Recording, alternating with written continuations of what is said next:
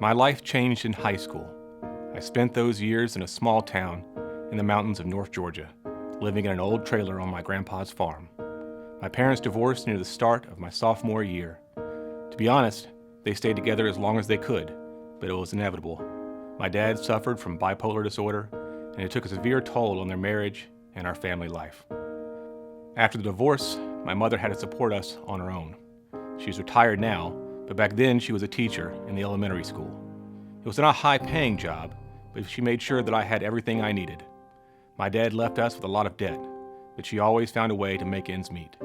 Most importantly, no matter how tough times were for her, she insisted that I stay focused on my education. She was the first person in her family to go to college. My grandpa had made sure of that, and she wasn't about to let me pass up my opportunity for a better life. Looking back on these times, I know that I am a lucky man. Much of that good fortune I owe to my mother, who sacrificed for my success. I know I did not show her the appreciation she deserved at the time, but I would not be where I am today without her support. I also was fortunate that I happened to live in an area that provided me with a quality public education, with teachers like my mom who cared so much about their students. They demanded that I put in the work, day in and day out, laying the foundation for my academic future. I complained at the time, preferring hanging out with my friends to doing homework, but all those hours of study, inside and outside of class, gave me a chance at a better life. I worked hard in school, but I've also benefited over and over again from the hard work of others. That is why I know that it is my obligation to give back, to show my gratitude for everything I have been given. Teaching at TCC is my job, but it is also so much more than that. Many of my students face the same challenges that I did growing up. Many face far worse. I don't pretend that I understand everything that they have been through, but I do understand what many of them are trying to achieve. Like me, they want a better life for themselves and their families. I know I can never repay the debt I owe to all those people who helped me along the way, but I can do my small part to help my students reach their goals. My name is Jeremy Bird, and this I believe.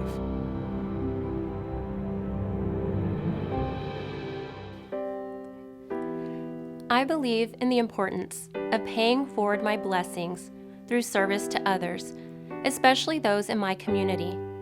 I am so lucky to have had the opportunity to do that on a daily basis through my profession. A quote from Vincent van Gogh speaks to this belief. Your profession is not what brings home your paycheck. Your profession is what you were put on the earth to do with such passion and such intensity that it becomes spiritual in calling. I learned how to serve others by watching my parents, grandparents, and great-grandmother. They showed me what it was to shelter and feed those in need, even when, at times, they had little to give themselves. Now, I have the opportunity to share my passion for education and science with my community because of the opportunity I had to attend college and study abroad. While I was the first in my family to earn a college degree, I was not the first to attend college. My parents were. And guess where they went to college? Tarrant County College. I don't know how many people can say they owe their existence to TCC, but I can. It was the spring semester of 1978 in a volleyball class at the South Campus that my connection with TCC began, because that is when and where my parents met. Then there was a proposal, a wedding, and a baby. Me. Like so many of our students today, they were faced with choosing between time at school, time at work, and time with family. My parents have and will always choose family. What if TCC would have been student ready then? Maybe my parents would have finished their college degrees.